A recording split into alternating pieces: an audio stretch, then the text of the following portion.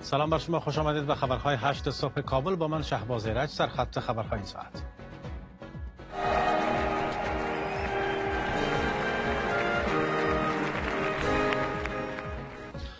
آغاز کار 47مین رئیس جمهور امریکا دونالد ترامپ در نخستین روز کاری خویش دهها فرمان اجرایی را امضا کرد. سناتور حامی تروریستی خواندن طالبان در پست وزارت خارجه امریکا مارکو روبیو از مجلس سنا رأی تایید گرفت. شکستن پل امید مهاجران در نخستین روز کاری ترامپ. رئیس جمهور امریکا دستور لغو پرواز صدها پناهجوی افغان را صادر کرد. و گزارشی هم خواهیم داشت از دومین برف کابل و چالش‌ها و امیدهایی که خلق کرده.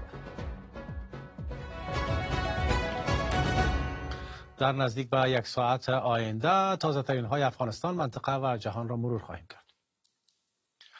دونالد ترامپ روز دوشنبه پس از ادای سوگند ریاست جمهوری در کنگره آمریکا دوره جدید ریاست جمهوری خود را با عنوان 47مین رئیس جمهور آمریکا آغاز کرد.